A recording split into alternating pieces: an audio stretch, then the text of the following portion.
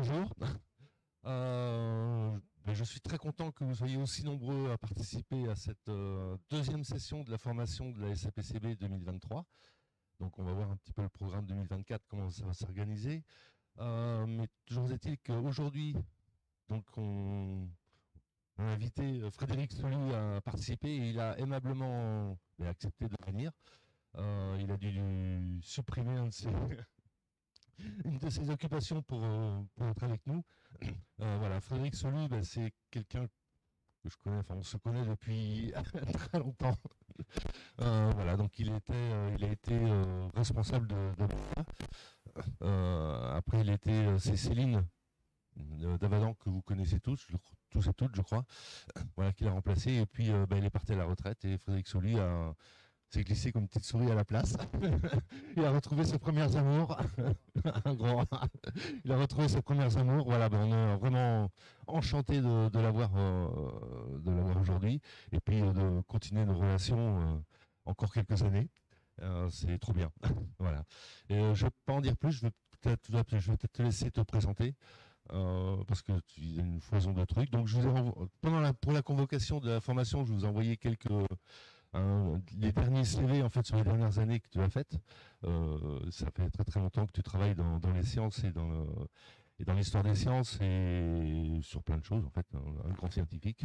Voilà. Donc merci Frédéric et puis je te laisse la parole. Merci encore.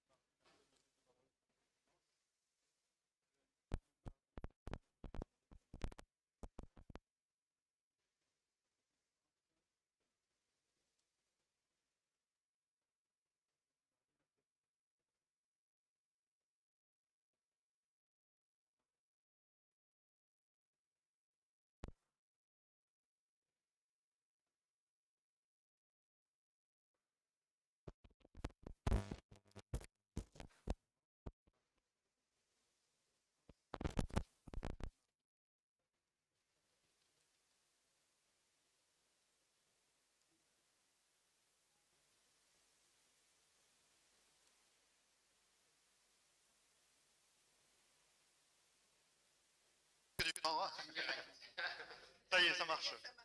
C'est bon? Allez. J'ai été rallumé, ça marche. Donc, c'est pas du Sennheiser. Donc, je veux remercier la Société d'astronomie pour l'invitation.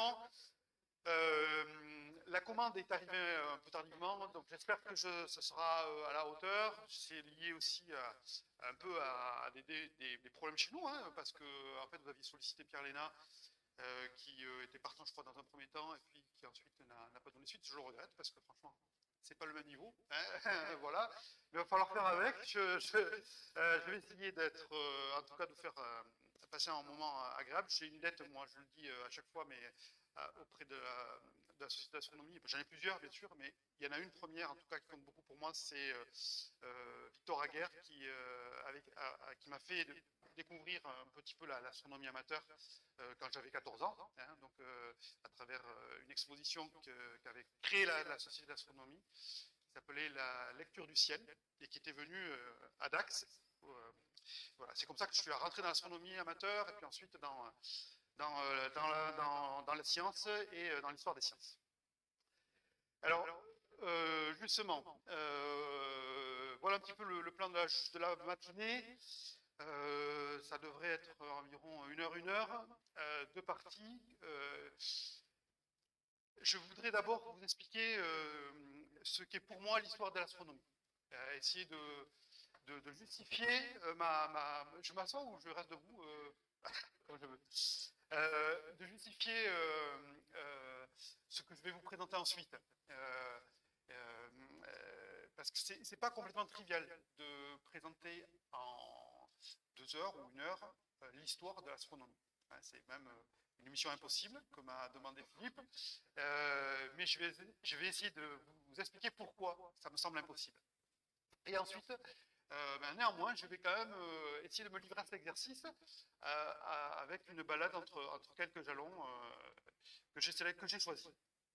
Voilà. Alors, pour commencer, justement, ça fait écho à ce que Philippe vient de me demander, de me présenter, d'où je parle. Qu'est-ce qui légitime ma position devant vous? Qu'est-ce qui aussi oriente mon discours? Et comment, en fait, ce que je vais vous présenter a du sens par rapport à ce que j'ai fait avant. Donc, comme Philippe l'a mentionné, je fais des études de physicien et puis je me suis lancé dans la culture scientifique et technique et j'ai été recruté par l'Académie des sciences pour m'occuper du château d'Abadia qui venait d'ouvrir au public à l'époque, c'était en 97-98.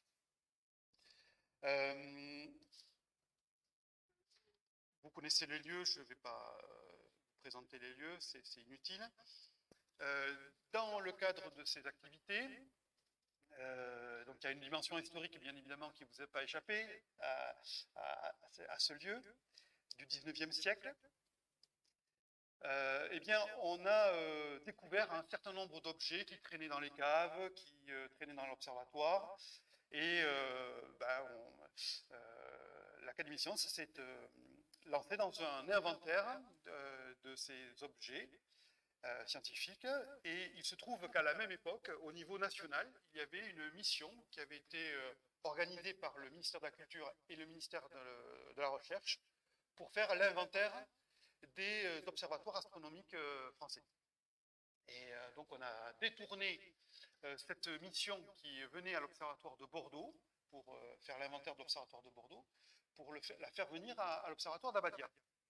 Et là, des spécialistes, donc c'était des historiens des sciences, des historiens de l'astronomie, des gens du ministère qui ont fait l'inventaire de ces objets qui étaient présents à Abadia.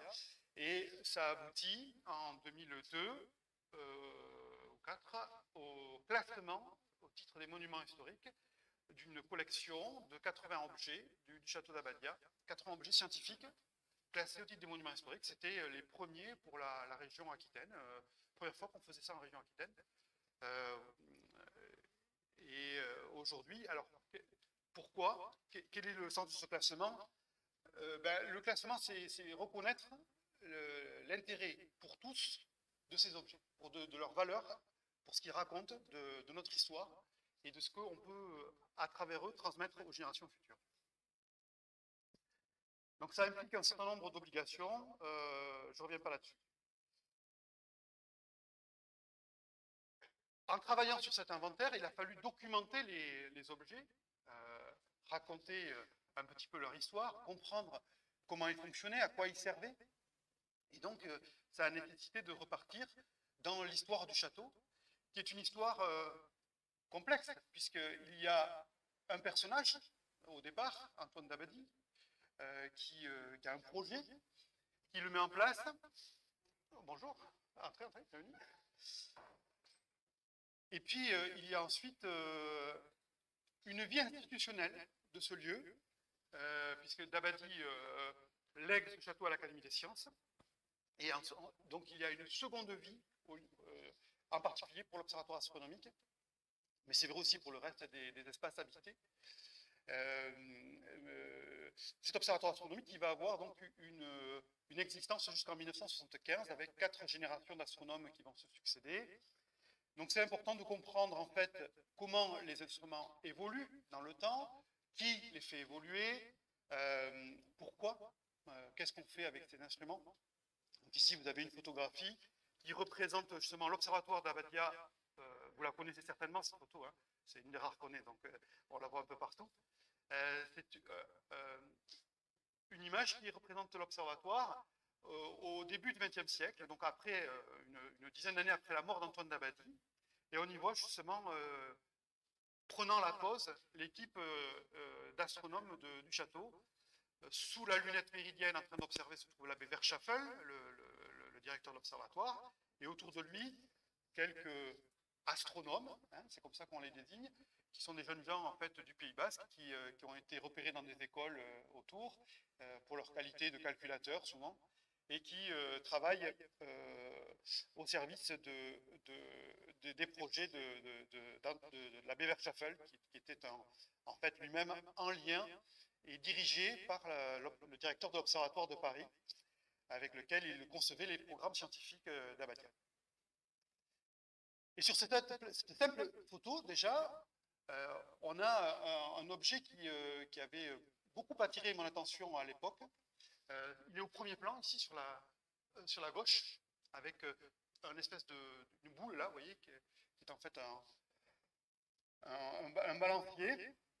Et cet objet, c'est un chronographe imprimant. C'est un système qui est destiné à enregistrer l'heure du passage des étoiles devant la lunette méridienne. Parce qu'en fait, la lunette méridienne, ça fonctionne avec des mesures d'angle et des mesures de temps. Et ces mesures de temps, donc, elles étaient faites avec ce chronographe imprimant. Et ce chronographe imprimant qui avait été imaginé par Dabadi et des collaborateurs constructeurs d'instruments, a ensuite été repris par l'abbé Verschaffel au début du XXe siècle, qui en a fait un instrument tout à fait au point, qui a stupéfié le directeur de l'Observatoire de Paris quand il est venu visiter Abadia, qui en a fait faire une copie pour l'Observatoire de Paris, et qui ensuite, eh bien, cet instrument a été fabriqué en série par un grand constructeur parisien et diffusé dans les observatoires français, sous une forme un peu différente. Voilà. Je mentionne juste ces éléments, vous allez voir un peu après comment ça prend corps.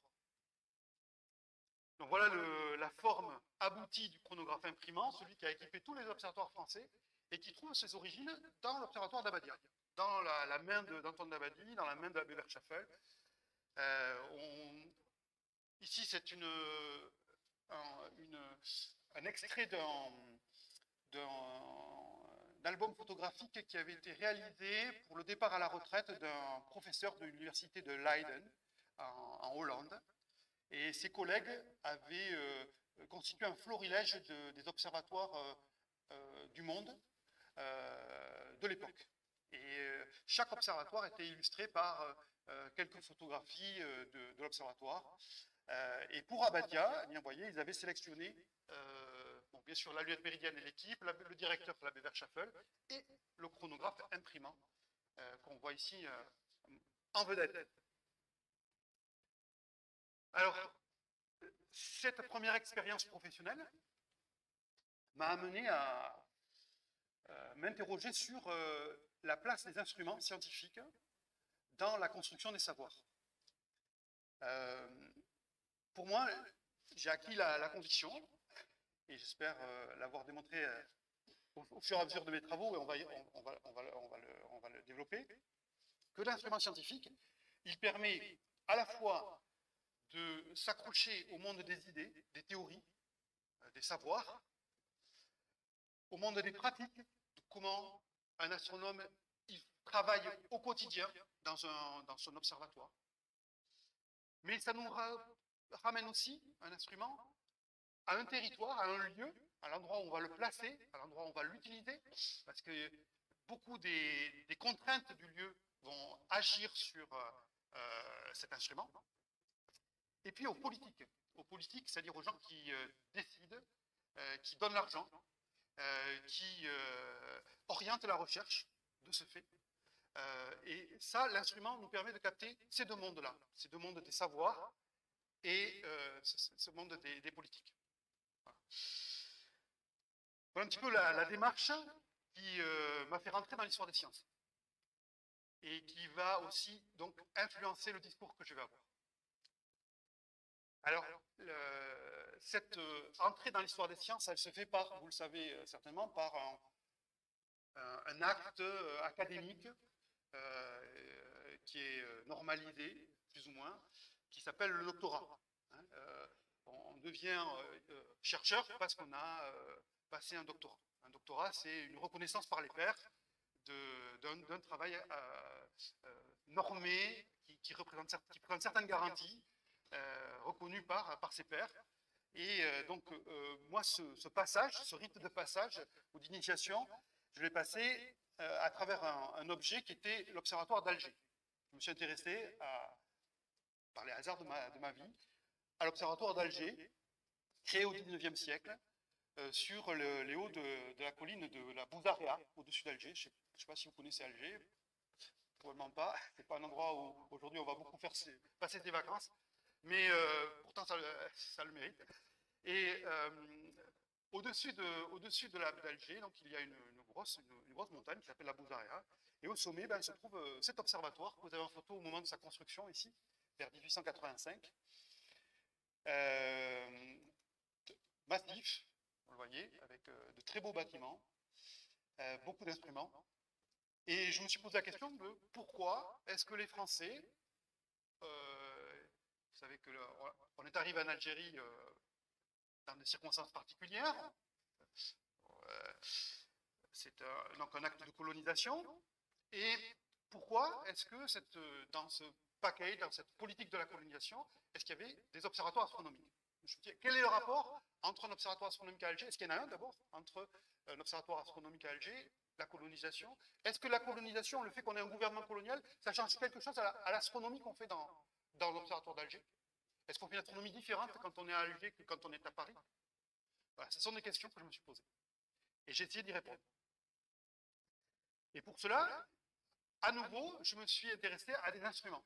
Des instruments qui avaient été mobilisés par les différents astronomes qui avaient travaillé à Alger. Donc, qu'est-ce que j'ai rencontré comme instrument dans mes recherches? Eh bien, j'ai rencontré des théodolites. Alors, les théodolites, ce n'est pas des choses qu'on utilise aujourd'hui en astronomie. Mais pourtant, au début du XIXe siècle, vers 1830, 1840, eh bien, les astronomes ou les gens qui se présentaient comme astronomes à Alger, eh bien, utilisaient les théodolites. Et puis à Alger, il y a eu aussi un instrument majeur de l'histoire de l'astronomie. Il y a eu l'un des plus grands télescopes du monde, à l'époque, qui a été installé à Alger. C'est ce télescope que vous avez là au milieu. C'est le premier grand télescope construit par Foucault. Foucault, dont le nom ne vous est probablement pas complètement étranger, qui était le physicien de l'Observatoire de Paris, qui a inventé un nouveau type de télescope, les télescopes à miroir de verre. Jusqu'alors, depuis Newton, on va y revenir tout à l'heure, hein, je répéterai ça, Newton a inventé les télescopes, a été un des premiers à fabriquer les télescopes, un télescope avec des miroirs métalliques. Et ces télescopes à miroirs métalliques posaient beaucoup de problèmes techniques. Et la taille des télescopes n'a pu être sereinement agrandie qu'à travers la création de ces télescopes à miroir de verre, dont le principe a été inventé par Foucault. Et le premier grand télescope construit par Foucault, eh bien, c'est pour l'Observatoire d'Alger, en 1858. C'est une commande de l'empereur à Foucault, et ça va d'ailleurs ulcérer le directeur de l'Observatoire de Paris, Urbain Le Verrier, qui est aussi un autre nom célèbre de l'astronomie, ulcéré de voir qu'un grand télescope part à Alger alors que lui-même n'en a pas à Paris. Et vous voyez donc ce grand télescope dont le miroir ne faisait que 50 cm. Aujourd'hui, ça peut faire évidemment sourire. C'est des moyens qui sont à la disposition des astronomes amateurs. Mais à l'époque, ça en faisait un des plus grands. Je ne sais pas le plus grand, mais un des plus grands télescopes au monde. Et vous voyez, eh bien, le directeur de l'Observatoire d'Alger, ici, Charles Bullard, un inconnu complet, qui était un astronome formé autodidacte, qui a ensuite complété sa formation à l'Observatoire de Paris, puis qui est parti à Alger, qui était un très bon dessinateur, un grand dessinateur de surface planétaire, de comètes. Vous avez ici un de ces dessins de la planète Mars. Et puis c'était un photographe aussi. Un photographe, il est passé à la photographie, on va y revenir là aussi. Alors pourquoi, là aussi, un grand télescope comme ça à Alger, qu'est-ce qu'on veut montrer, qu'est-ce qu'on veut dire en installant, qu'est-ce qu'on veut faire en installant ce télescope qui a finalement peu fonctionné, peu produit, qui a eu peu de résultats à Alger. Alors cette première expérience, on va dire ce premier passage, je continue toujours le fil de ma présentation personnelle. Hein. J'espère que ça va vous conduire quand même vers l'histoire de l'astronomie. En tout cas, c'est une illustration de ce qu'est l'histoire de l'astronomie. Cette première expérience, ce rythme initiatique m'a conduit à rentrer donc, dans le domaine de la recherche. Et pendant quelques années, donc j'ai pu en vivre. Et j'ai participé à plusieurs projets de recherche, dont un qui était consacré au Bureau des longitudes, qui est une institution dont je vais vous parler aussi encore un petit peu après. Bureau des longitudes qui existe toujours, qui est une institution créée au moment de la Révolution française. C'est une petite académie qui mélange des astronomes, des militaires, des géodésiens, principalement.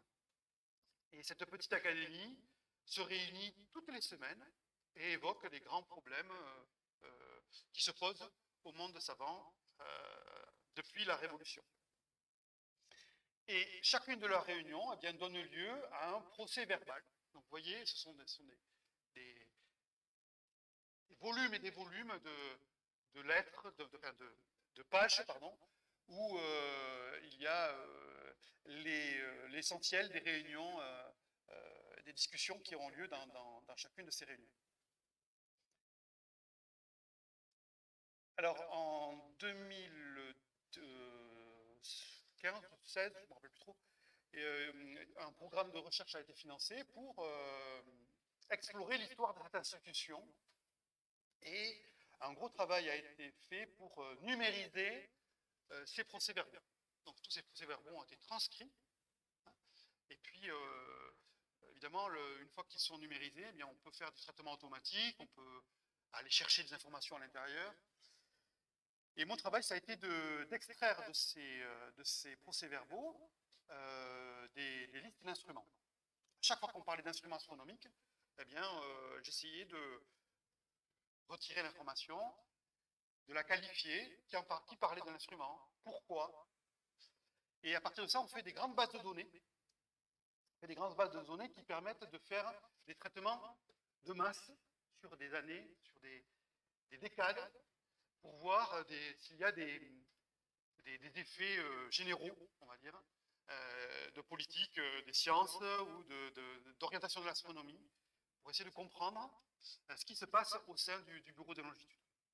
Alors, pour illustrer, j'ai mis ici ce genre de production très basique. Là, alors pour le coup, c'est très basique, c'est le nombre de fois dans chaque décade entre 1800 et 1880, où l'on parle de télescopes, où l'on parle de lunettes, où on parle d'instruments d'astrométrie.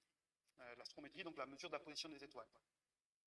Donc en jaune, les télescopes, en rouge, les lunettes, et en bleu, les instruments astrométriques. Et donc on voit la diminution de la part des lunettes au fur et à mesure que le 19e siècle évolue, et l'arrivée en fait des télescopes à miroir de verre. Bon, ce sont des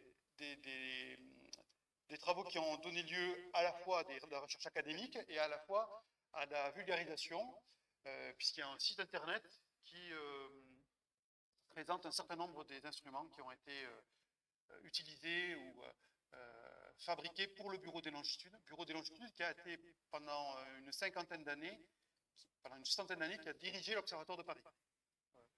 Au début du 19e siècle, de la Révolution française jusqu'à 1854, c'est le Bureau des longitudes qui dirigeait l'Observatoire de Paris. Bon. Tout ça, je vais en reparler, hein, vous inquiétez pas, je balance des trucs. C'est un petit peu le désordre peut-être, mais le programme de recherche suivant m'a conduit à l'Observatoire de Paris, où j'ai travaillé sur un fonds d'archives, là aussi, un autre fonds d'archives qui était... Alors, qu'est-ce que c'est un fonds d'archives? Alors, voilà ce que j'ai trouvé, moi. J'ai trouvé des dizaines de cartons comme ça. En fait, dans les années 80, on avait besoin de bureaux à l'Observatoire de Paris. Il y avait des astronomes qui étaient décédés et qui n'avaient pas rangé leur bureau. Donc on a vidé les bureaux dans des cartons. Hein, voilà comment ça se passe. Et puis les cartons traînent. Et puis à un moment, on se dit, qu'est-ce qu'il y a quand même dans ces cartons? Il faudrait quand même faire le tri et faire la liste. Voilà, donc c'est le boulot normalement des archivistes. Et quand il n'y a pas d'archiviste, eh ben, ou quand on a un projet particulier, ce qui a été le cas ici, eh bien, on fait appel à un historien des sciences. Donc, le premier travail, ça a été de trier ces archives, de voir ce qu'on garde, ce qu'on ne garde pas, et puis à partir de ça, de comprendre ce qu'avait fait cet astronome. Je vous en parlerai tout à l'heure, là aussi, puisque en fait, ce travail qui représente cette histoire, pardon, qui représente 50 ans de la vie de l'Observatoire de Paris, qui a structuré profondément l'activité de l'Observatoire de Paris dans les années 50 et 60, ce sont les débuts de l'imagerie électronique. Donc aujourd'hui, tous les astronomes amateurs utilisent des caméras CMOS ou CCD, ou je ne sais plus comment trop la génération où on en est, j'ai un peu perdu le fil. Mais ces caméras, elles ont elles aussi une histoire. Et c'est un petit peu ce que je vais essayer de vous raconter tout à l'heure. Donc là, on voit la caméra en question, c'est ça, c'est cet ensemble-là, qui est placé au foyer du télescope de 3 mètres de l'observatoire de Lick, qui était là aussi un des plus grands télescopes, le second, je crois, au monde en 1960, à l'époque où a été faite cette photographie. Et on voit le grand homme, c'est monsieur l'Allemand, qui est ici, aux côtés de ses collègues américains. Bon, mais je reviendrai dessus. Alors ça, c'est mon parcours individuel. Mais ce parcours individuel de chercheur, il se place en fait dans un cadre collectif. On n'est pas chercheur tout seul. Ça n'existe pas. Je vous l'ai dit déjà, le rite d'initiation, c'est un rite collectif. On est reconnu par ses pairs. Donc ça implique qu'on rentre dans une communauté. Et cette communauté avec qui on travaille, pour ma part, c'est un laboratoire qui s'appelle le Centre François Viette, qui dépend de l'Université de Nantes et de l'Université de Brest. Voilà, alors ce sont des êtres de chair et d'os, hein, ce sont des chercheurs, des hommes, des femmes, de différentes d'âges différents. C'est un laboratoire d'histoire des sciences, d'épistémologie et d'histoire des sciences. Donc là aussi, je vais éclaircir un petit peu ce que c'est que l'épistémologie et l'histoire des sciences. Pourquoi est-ce qu'on parle de choses différentes? Ce laboratoire, il s'intéresse aux sciences de la vie, mais à la géologie, il s'intéresse aux techniques industrielles. Voilà, il y a des intérêts très différents dans notre laboratoire. Alors pour travailler ensemble, du coup, on a des axes de recherche. Donc là, c'est ce que j'ai essayé de symboliser par cette photographie. C'est un travail qu'on avait fait ensemble, parce qu'on se retrouve de temps en temps, pour échanger, pour s'assurer qu'on est toujours dans la même dynamique commune. Et donc là, voilà, on a 3 axes, nous, dans le labo. Donc un qui est plutôt sur la théorie, les pratiques, donc les gens qui s'intéressent plutôt aux théories des sciences. Puis il y a un axe qui est plutôt sur la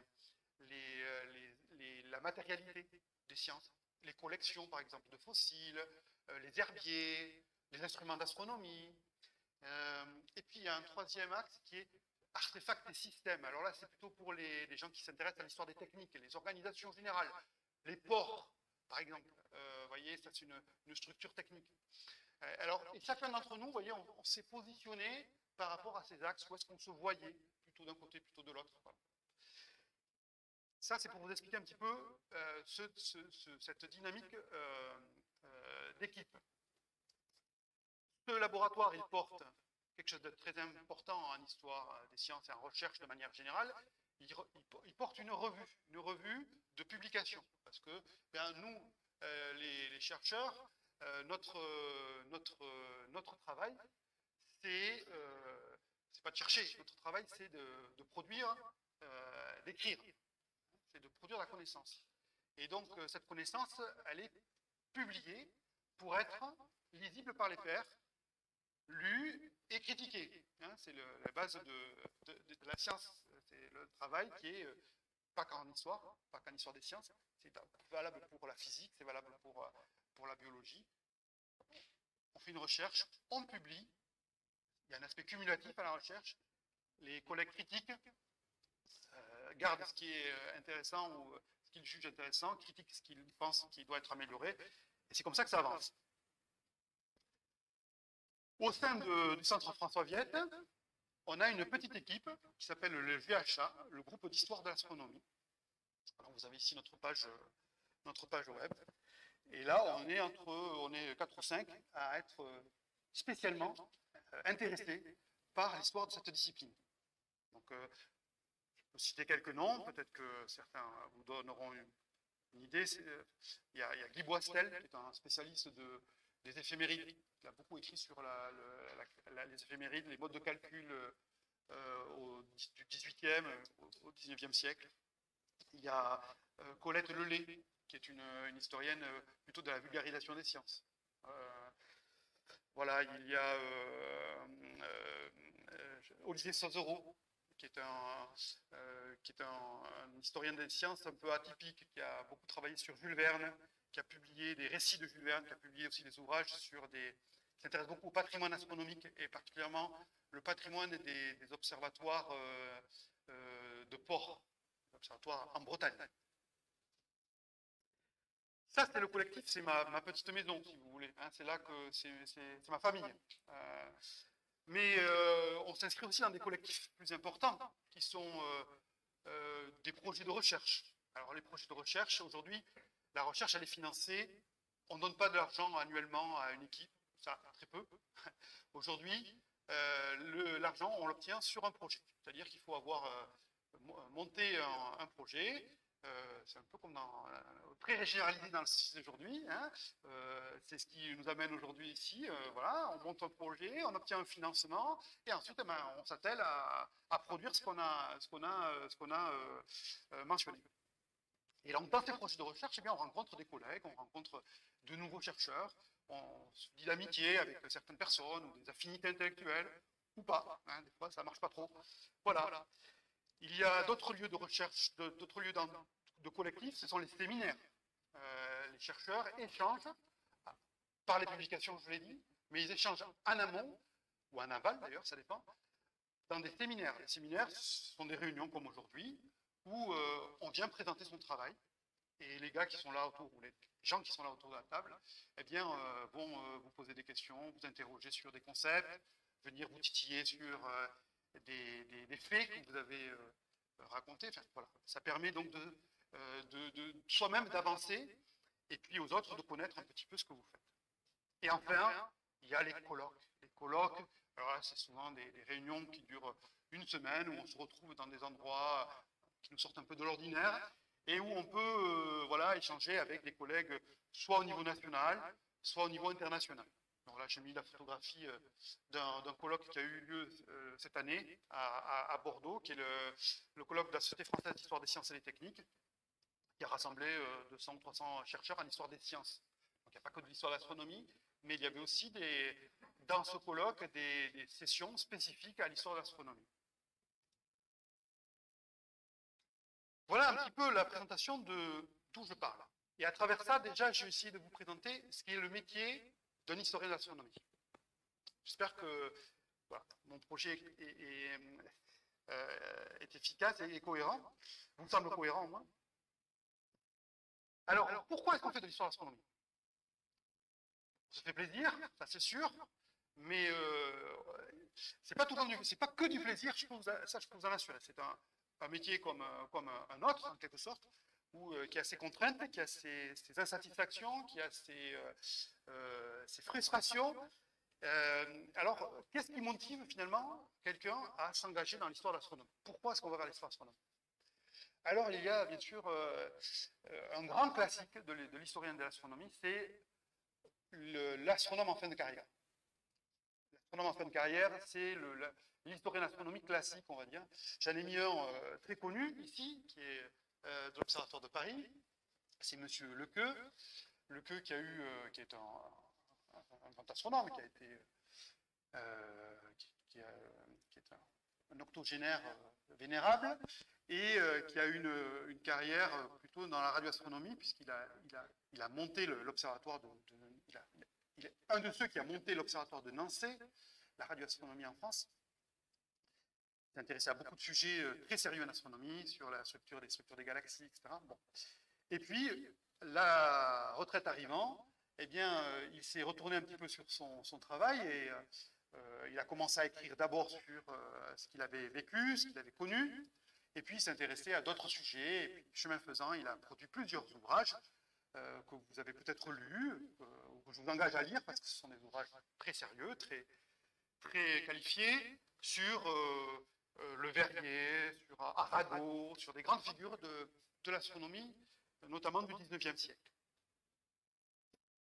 Alors, pourquoi est-ce qu'on fait de l'histoire de l'astronomie? Pourquoi est-ce que M. Lequeux fait de l'histoire de l'astronomie? Je ne sais pas, mais je postule que c'est essentiellement pour célébrer une institution, l'Observatoire de Paris, célébrer une personnalité, c'est pour rendre hommage. Ça peut être rendre hommage au génie d'une nation. Vous voyez comment la science française est efficace, est brillante, comment on a bien travaillé.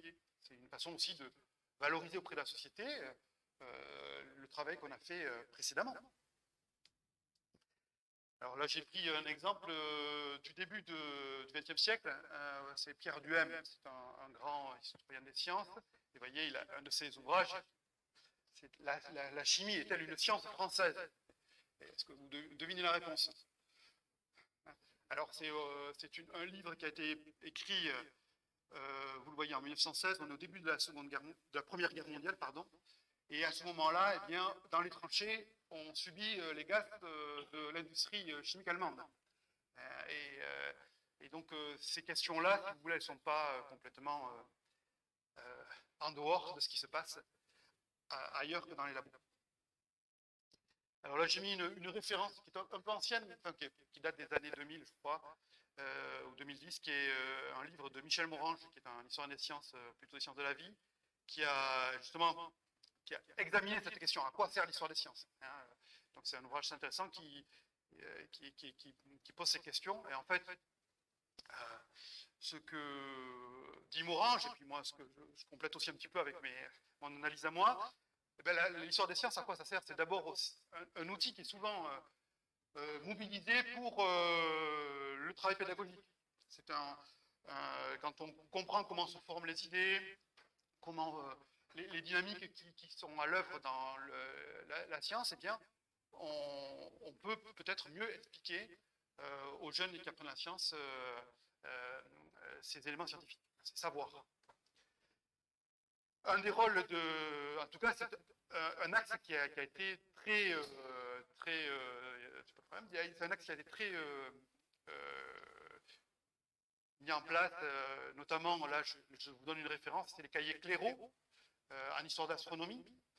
Ce sont des enseignants hein, d'éducation nationale et aussi privée qui animent une revue qui est publiée régulièrement, dans laquelle il y a à la fois des ateliers d'astronomie pour les différents niveaux du primaire au secondaire, mais aussi des réflexions sur comment l'histoire des sciences peut être mobilisée pour justement transmettre des savoirs scientifiques, donc et particulièrement astronomiques.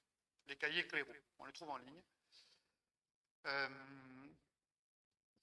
Cette histoire des sciences, elle permet aussi de documenter des œuvres. Alors ça me concerne directement, moi, au château d'Abadia.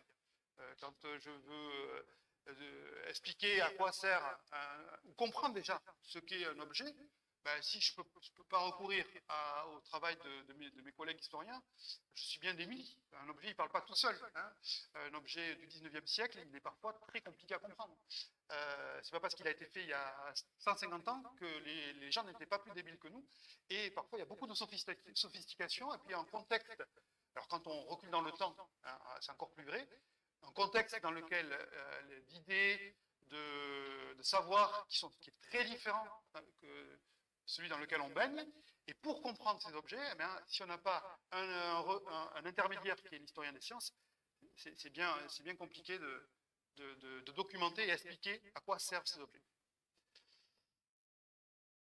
Et puis, augmenter la rationalité du monde, parce que l'historien des sciences, en livrant une analyse de la construction des savoirs, il nous permet aussi de voir les différentes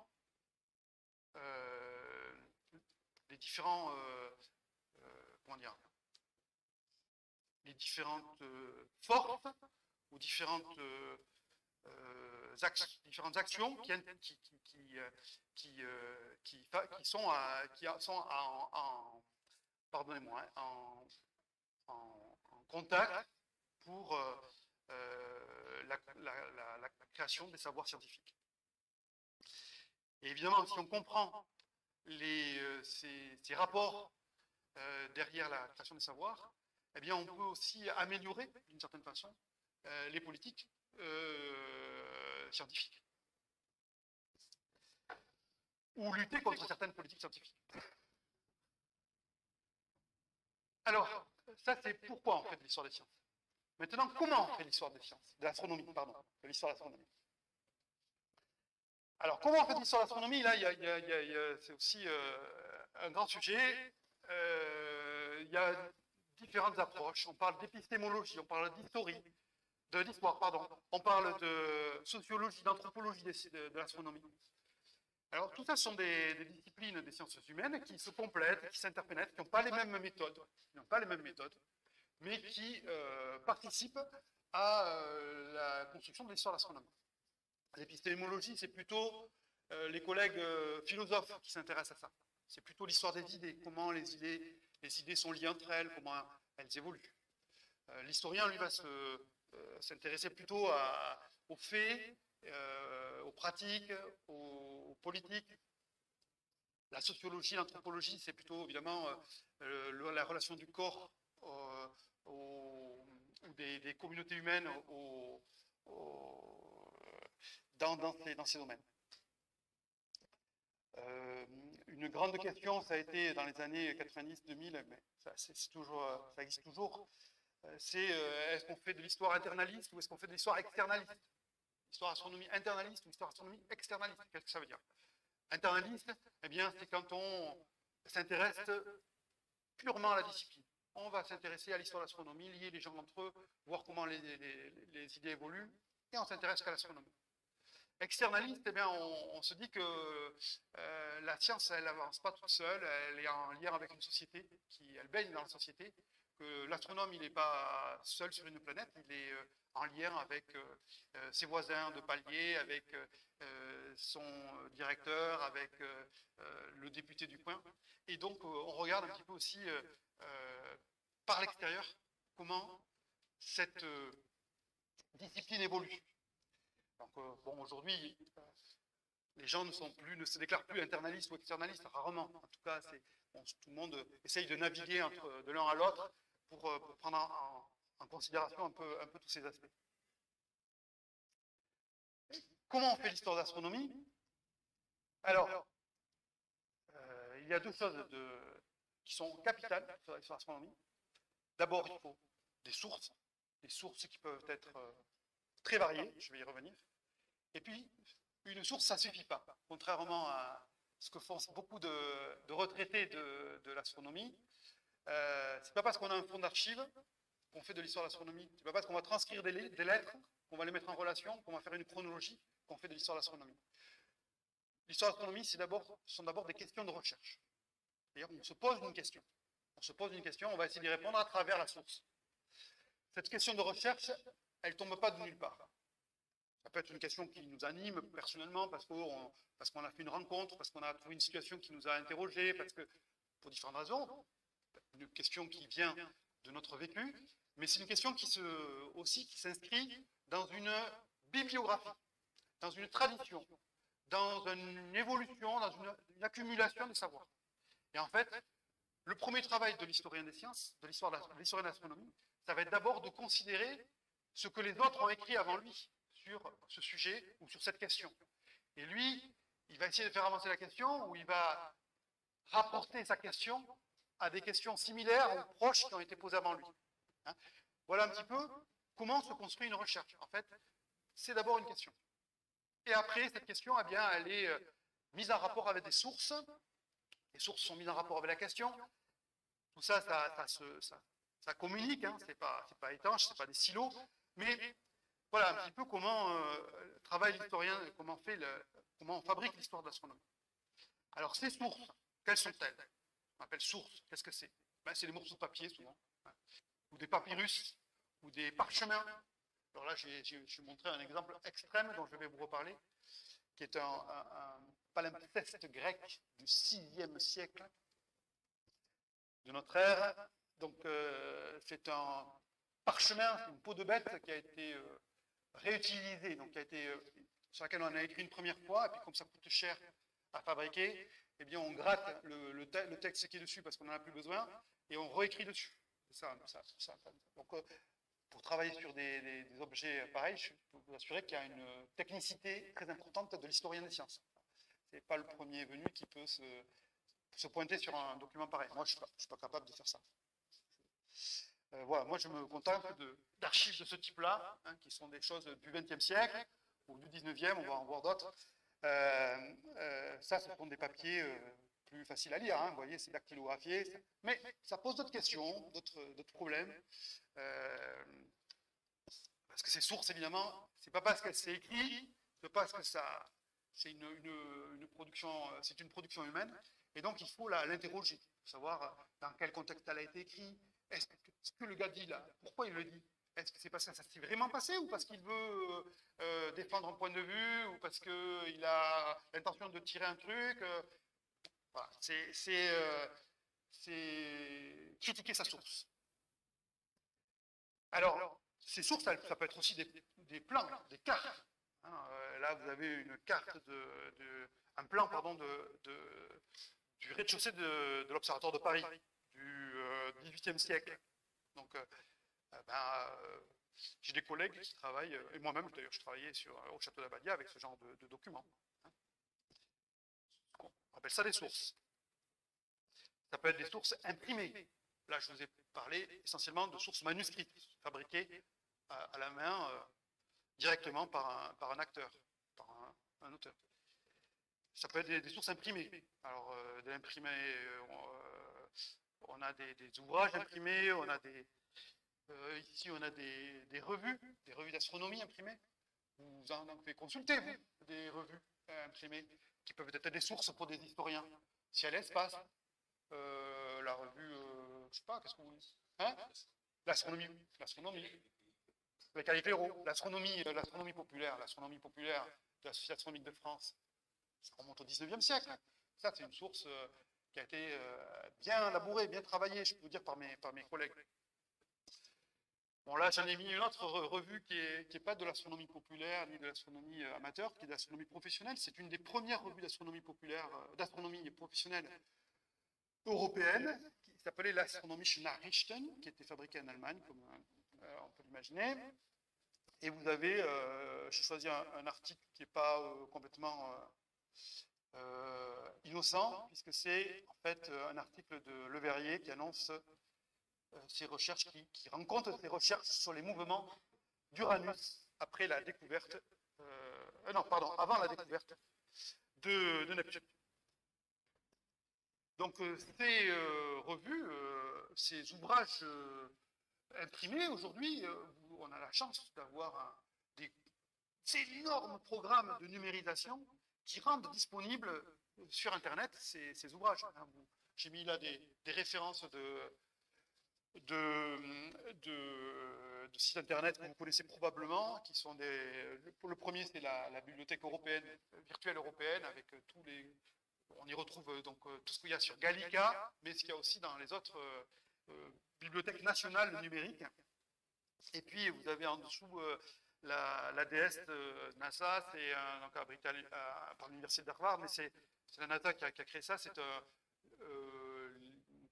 les revues d'astronomie professionnelles qui ont été toutes numérisées. Alors, celles sur lesquelles il y a des droits, on ne peut pas y accéder en ligne, mais la plupart, les droits sont tombés ou ont été acquis, et donc on peut accéder à ces articles du 19e, du 20e siècle. Voilà. Vous connaissez peut-être Archivix aussi, mais alors là, c'est plus dans le contemporain. Bon. Autre type de sources avec lesquelles travaillent les historiens des sciences, ce sont les objets matériels. Ce sont des instruments, des pièces, des morceaux d'instruments, des films. Voilà. Alors, évidemment, ici, la réserve de l'Observatoire de Meudon, que j'ai prise en photo. Donc ça, c'est la bibliothèque de l'Observatoire de Paris qui gère ça. On a là toute une foule d'objets qui ont été collectés et qui sont stockés en attendant qu'on les comprenne, qu'on les documente. Et vous avez des grands programmes. Alors là, ça, c'est quelque chose d'assez récent, qui est un programme, ce qu'on appelle un programme ERC. Alors ça, c'est le sommet pour les collègues qui font de la recherche professionnelle. Au quotidien, c'est le bingo. Si vous décrochez un ERC, vous êtes un champion, vous êtes un caïd, vous êtes un des princes de l'histoire des sciences au niveau européen. Ce sont des projets fondés par l'Union européenne avec des montants très élevés, de plusieurs centaines de milliers d'euros, qui permettent donc de recruter des chercheurs, de nombreux chercheurs, 4, 5, 6 chercheurs, plus de 10 parfois. Et ces projets de recherche, évidemment, ils doivent intéresser tous les Européens. Donc ce sont des grands projets transdisciplinaires, souvent qui questionnent des moments très importants de notre civilisation européenne, de notre continent. Voilà, et l'un de ces programmes de recherche en général, il y a des chercheurs de plusieurs pays qui collaborent sur ces programmes. Là, s'intéresse, vous voyez, aux circulations des représentations du ciel dans les civilisations, dans les cultures, eurasiennes et nord-africaines. Voilà, comment ces représentations, eh bien, on les retrouve à la fois en Égypte, dans le Maghreb ou dans le sud de l'Europe. À travers quels objets? Donc on fait d'immenses bases de données d'objets. Voilà. Ça, c'est de l'histoire de l'astronomie aussi, sur la base d'éléments, de sources matérielles. Alors, je vous ai parlé de comment on fait de l'histoire de l'astronomie. Je vous ai parlé de la question, des sources. Mais de quelle astronomie parle-t-on? Qu'est-ce que c'est l'astronomie? Parce qu'on me demande de faire une histoire de l'astronomie. Mais qu'est-ce que c'est l'histoire de l'astronomie? Qu'est-ce que c'est l'astronomie dans votre tête? Ben, ça, c'est de l'astronomie. Alors, ça, c'est on dirait aujourd'hui, c'est de l'astrologie. Mais non, à l'époque, astronomie, astrologie, c'est des choses qui sont intimement liées. On étudie le ciel pour comprendre l'état des hommes. On étudie le ciel pour prendre des décisions. Et c'est pour ça qu'on a fait des observations du ciel. C'est pour cela qu'on a compilé des tables, qu'on a calculé des positions de planètes, qu'on a calculé des positions de lune pendant longtemps.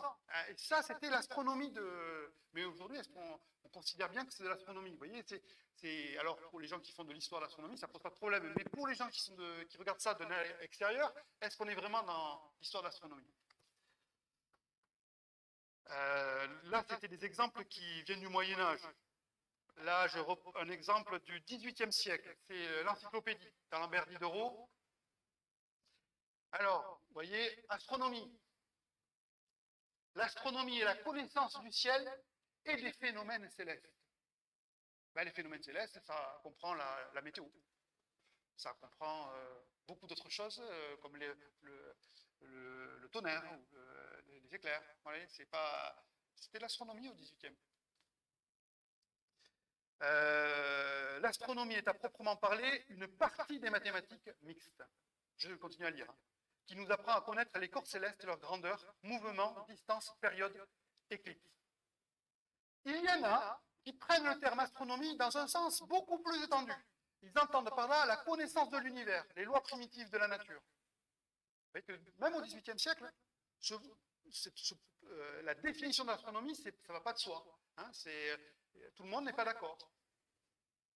Donc quand on fait de l'histoire de l'astronomie, de quelle astronomie parle-t-on? Tiens, 19e siècle, qu'est-ce que c'est ça, d'après vous? Je parle beaucoup, mais je pourrais vous faire participer un peu plus. C'est pas très dynamique mon propos, pardonnez-moi. Oui, absolument. On est avec des anémomètres ici. Ouais. Et là, vous voyez, qu'est-ce qu'on fait? Vous devinez ce qu'on fait là? Non, c'est pas. Alors c'est pas le soleil. C'est peut-être pas facile à voir de là où vous êtes, hein, parce que ce sont des objets, puis c'est pas des objets qui vous parlent peut-être forcément. Oui, il y a un baromètre, exactement. Il y a un baromètre de Fortin ici. Vous voyez là? Et là, ce sont des thermomètres. Hein? Et vous devinez où est-ce qu'on est là? Non, on n'est pas à Alger. On est à Paris. On est sur les toits de l'Observatoire de Paris. Voilà. Donc vous voyez que les astronomes de l'Observatoire de Paris faisaient de la météorologie au XIXe siècle. Et puis ici, eh bien, vous savez qui est l'auteur de cette carte? C'est Le Verrier, absolument. Ouais, je vois qu'il y en a qui sont au point sur l'histoire de l'astronomie au XIXe siècle. C'est Le Verrier, directeur de l'Observatoire de Paris, et qui est le premier en France à faire ça. Là, ça aussi, c'est très, on peut en discuter beaucoup, mais enfin, en tout cas, il est un des premiers qui a produit de la prévision météorologique en France et diffusé des cartes météorologiques au milieu du 19e siècle en France. Eh bien, ça fait partie de l'histoire de l'astronomie aussi. C'est de l'histoire de la météorologie, on dirait aujourd'hui. Mais non, ça fait partie de ce qui se passe dans l'Observatoire de Paris. Et des collègues qui sont venus avant moi, au milieu des années 2000, ont défini un ensemble qu'ils appellent les sciences et pratiques de l'Observatoire, pour définir justement ce qui se passe au sein des observatoires au XIXe siècle. Parce qu'on fait de l'astronomie, on fait du magnétisme terrestre, on fait de l'observation de la surface des planètes, on fait de l'astrométrie, c'est-à-dire la mesure de la position des étoiles dans le ciel, avec des lunettes méridiennes par exemple. Donc tout ça, ça se fait au même endroit et ce sont les mêmes personnes. Est-ce qu'il est légitime de séparer les choses? Non. Si on veut comprendre ce qui se passe, ben, il faut bien essayer de considérer tout ça ensemble. Voilà, quelle astronomie. Et puis aujourd'hui encore, eh bien, cette astronomie, elle est très diverse. Si vous allez dans les caves de l'Observatoire de Paris, vous allez tomber sur des choses comme ça. Ce sont des lasers, des systèmes laser pour piéger des atomes et faire des horloges ultra précises. Ce sont des horloges qui aujourd'hui fabriquent le temps en France, sont diffusées dans les réseaux de fibre optique à travers notre pays.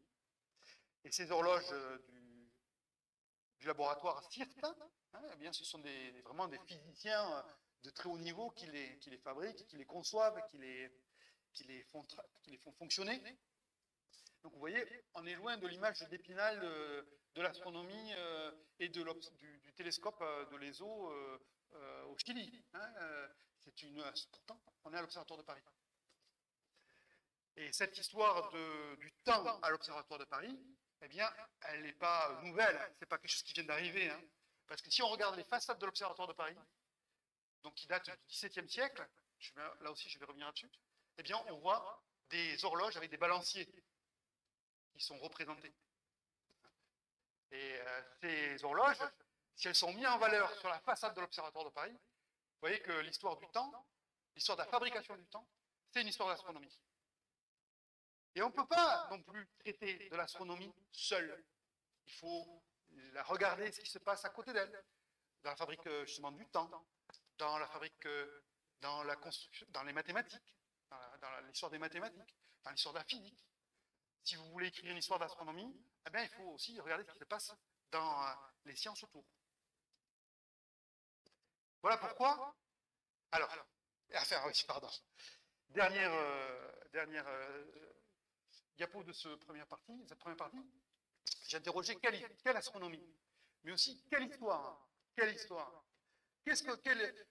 type d'histoire peut-on écrire? Parce que là aussi, des histoires, on peut raconter de façon différente. On peut s'intéresser au rapport entre la science et la société, entre l'astronomie et la société. Là, je vous ai mis un exemple d'un article qui est extrait d'une thèse qui vient d'être soutenue par Florent Mathieu. Il a soutenu cette thèse l'an dernier à l'Université de Paris, à Jussieu. Il s'est intéressé à l'astronomie au service de la cause anarchiste. Vous voyez qu'on est sur des questions qui sont quand même loin des galaxies. Hein. Mais pourtant, eh bien, on rencontre des grands anarchistes ou des socialistes, des utopistes, qui se sont intéressés à l'astronomie parce que, pour eux, c'était une source d'inspiration pour organiser la société. Et c'est ce que montre Florent Mathieu dans sa thèse. Là, j'ai mis un extrait d'une autre recherche où on voit quelqu'un qui s'est intéressé à la composition sociologique de la Société astronomique de France. On en parlait tout à l'heure. Qui étaient ces amateurs d'astronomie, hein, au début du XXe siècle. Et voilà, ils ont essayé de réfléchir à ça. Et puis, cette composition des astronomes amateurs, ça permet aussi de réfléchir à la façon dont l'astronomie professionnelle se construit en vis-à-vis. Donc, bon, on peut faire, vous voyez, une histoire d'astronomie à travers une histoire de la société. Un des grands problèmes des historiens de l'astronomie aujourd'hui, c'est aussi le décentrement. C'est-à-dire que jusqu'à aujourd'hui, on s'est beaucoup intéressé, parce que c'est les Occidentaux qui ont fait l'histoire de l'astronomie, essentiellement. Ce sont des gens, des Européens, des Anglo-Saxons, des Américains qui ont écrit l'histoire de l'astronomie, et ils se sont intéressés à notre histoire, et ils l'ont écrite de notre point de vue. Mais on n'est pas les seuls sur Terre. Et il y a d'autres gens qui ont regardé les étoiles, qui ont élaboré des concepts, des instruments, qui nous ont influencés, que l'on a influencés. Et donc, cet enjeu du décentrement, aujourd'hui, de regarder ce qui se passe ailleurs et comment c'est ailleurs aussi, il communique avec nous, c'est au centre des recherches de l'histoire de l'astronomie. Et là, j'ai mis un exemple d'un bouquin qui date de 2018 ou 2019, qui s'appelle The Lighthouse and the Observatory. Et là, c'est un chercheur qui s'est intéressé à l'astronomie égyptienne du 19e siècle.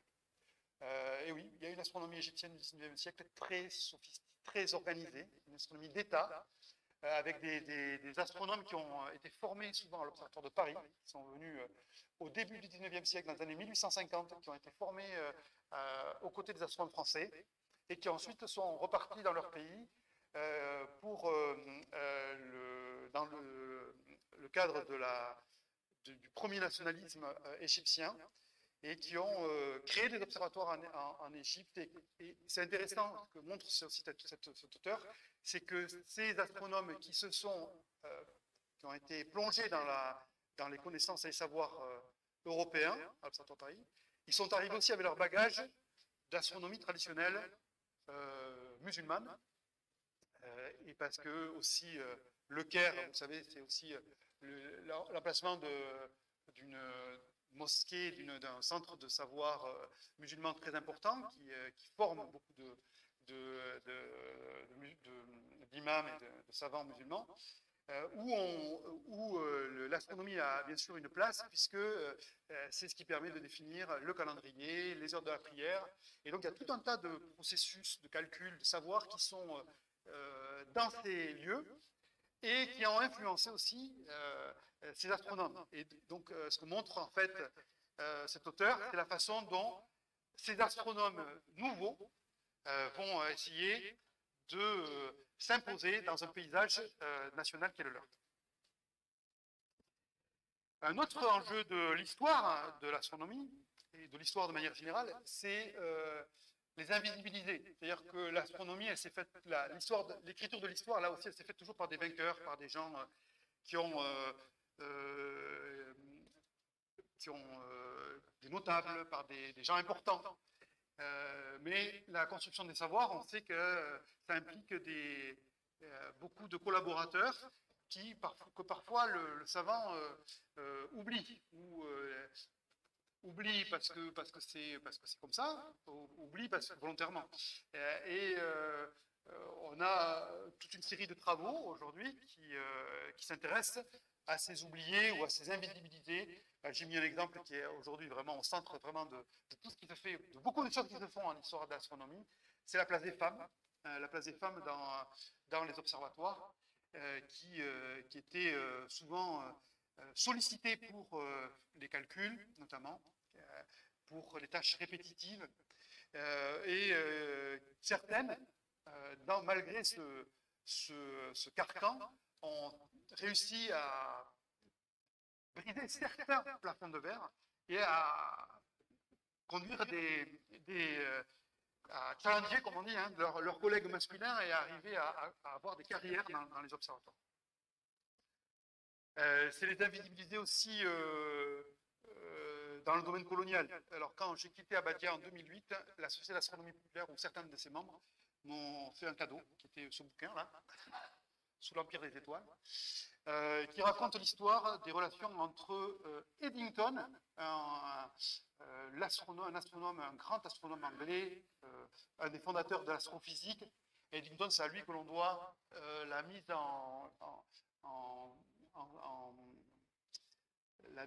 l'expérimentation, pardon, la mise en lumière par l'expérimentation des idées d'Einstein sur la déformation de l'espace-temps au moment d'une éclipse de soleil en 1919. Et Eddington a brimé un de ses étudiants à Cambridge, qui était Chandra, qui était un théoricien, un Indien, que vous savez que l'Inde à l'époque était une colonie anglaise, protectorat anglais, et ce jeune Indien qui avait réussi à atteindre l'université de Cambridge, qui était brillant, travaillant sur la fin du cycle des étoiles, était arrivé à la conclusion qu'au-delà d'une masse critique, le modèle d'Eddington de la nanette blanche ne fonctionnait plus, et qu'on arrivait à un autre objet qui se créait au moment de la fin de l'étoile. Et Eddington a refusé cette idée. A refusé cette idée, tout simplement parce que c'était... bon, voilà. D'abord, pour des raisons intellectuelles, hein, qui lui posaient problème, mais aussi parce que c'était un jeune étudiant, déjà, et puis, en plus, un Indien. Donc, vous voyez, c'était beaucoup de choses qui l'ont empêché. Il s'est avéré que Chandra avait tout à fait raison. Une autre façon de traiter l'histoire, c'est de s'intéresser à l'histoire culturelle, aux productions culturelles liées à l'astronomie. Et là, j'ai mis un exemple récent aussi, qui est un travail, un doctorat d'histoire de l'art, fait par Fleur Hopkins, et puis qui a donné lieu à une exposition à la Bibliothèque nationale de France sur le merveilleux scientifique, une science-fiction à la française. Donc ça, c'est un mouvement littéraire et artistique du début du XXe siècle, de science-fiction, ce sont les prémices de la science-fiction, et ce mouvement était fortement influencé par la production de l'astronomie populaire, par la production de l'astronomie professionnelle de l'époque, avec l'essor de l'imprimerie, des gravures dans l'imprimerie. Et bon, je mets un exemple ici, avec la prisonnière de la planète Mars. Et voilà, et certains s'intéressent à l'histoire de l'astronomie par ce biais-là, par ce biais de l'histoire de l'art, ou l'histoire de la production culturelle. Vous voyez qu'il y a des centaines de façons d'aborder cette histoire de l'astronomie. Alors, qu'est-ce que c'est l'histoire de l'astronomie, hein, Philippe? Alors, je vais quand même essayer de faire quelque chose qui correspond à une idée, on va dire, classique de ce qu'est l'histoire de l'astronomie, qui est une chronologie, en général. On l'aborde par le biais de la chronologie. Ce sera la dernière slide avant de faire une pause. Je ne sais pas trop quelle heure il est, je n'ai pas d'heure. Hein? Ah oui, quand même. Donc, il va falloir accélérer sérieusement. Donc, bon, cette histoire, en général, un des premiers travaux de l'historien, c'est de créer des séquences. C'est de comprendre quelles sont les unités de temps, quelles sont les unités, on va dire, les unités intellectuelles qu'on peut trouver dans la chaîne du temps, pour ordonner tout ça, pour essayer de comprendre les choses. Et donc, une des opérations de l'historien, c'est de périodiser, c'est-à-dire faire des périodes où on pense que c'est à peu près homogène, où il y a, en tout cas du point de vue de la question qu'on va traiter, on va avoir des choses assez homogènes. Donc là, j'ai pris dans deux histoires de l'astronomie qu'on trouve dans le commerce, qui font référence. Donc il y a l'histoire de l'astronomie anglo-saxonne de Hoskins, qui a été publiée chez Oxford University Press. Donc ce sont des ouvrages grand public, hein. Donc vous voyez que lui, il a séquencé le ciel dans la préhistoire, l'astronomie de l'Antiquité, l'astronomie au Moyen-Âge, l'astronomie transformée, l'astronomie à l'âge de Newton et l'exploration de l'univers des étoiles. Voilà, ça, ce sont ces séquences à lui. Donc ça, c'est une histoire d'astronomie telle que la voit Hoskins. Et vous allez voir que Verdet qui a fait une histoire d'astronomie qu'on trouve, je ne crois pas qu'elle soit encore éditée, mais on la trouve facilement sur les sites de vente en ligne, sur Amazon, ou enfin, peu importe, qui date de 98. Alors lui, il s'arrête avec l'astronomie classique, mais voilà, il a fait un découpage qui est avant l'astronomie grecque. Vous voyez le focus qu'il fait sur le moment des Grecs, l'astronomie mathématique grecque, le Moyen-Âge, la révolution copernicienne, c'est l'astronomie transforme, on retrouve un peu cette idée-là, et puis l'astronomie classique. Ouais, donc c'est ces grandes périodes qui sont en fait aussi des grandes périodes de l'histoire de manière générale, hein, qui ne sont pas foulées dans la périodisation ici, parce que c'est aussi l'histoire humaine ce sont des périodes qu'on trouve classiquement dans les chronologies de l'histoire humaine. Hein. Préhistoire, antiquité, Moyen-Âge, temps moderne, époque contemporaine. Ouais. Bon. Voilà un petit peu comment je vais essayer d'aborder cette présentation. Et dernier truc, je lance le dernier, oui c'est le dernier, vraiment. Bon, nous, les historiens des sciences, aujourd'hui, on ne fait plus de l'histoire de l'astronomie comme je vais le faire maintenant. C'est-à-dire que ça n'a pas de sens. Enfin, c'est difficile. Cet exercice est difficile. C'est un exercice vraiment qui est pénible parce que on ne sait pas faire ça. Moi, je ne suis pas capable, honnêtement, de vous parler de l'histoire du Moyen-Âge. Je ne peux pas vous parler de l'histoire de l'Antiquité, sérieusement. Parce que ce n'est pas mon domaine. Hein. Ce sont des savoirs très spécialisés. Donc, je vais vous faire quelque chose de superficiel sur ça. Nos pratiques de chercheurs, ce sont des pratiques de cas d'étude. C'est-à-dire qu'on va s'intéresser à une petite période ou un petit sujet. Voilà, et c'est la multiplication de ces cas d'études qui va permettre à certains de faire des synthèses plus audacieuses et de proposer des choses plus audacieuses, plus ambitieuses, d'avoir des choses plus généralisées. Mais vraiment, notre pratique du quotidien, ce sont des cas d'études. Donc on est fort pour parler des cas d'études, un peu moins pour faire des grandes synthèses comme m'a demandé Philippe. Voilà. Mais je vais quand même essayer de faire cet exercice. Ce sera pour dans 5 minutes, je ne sais pas combien on prend de pause.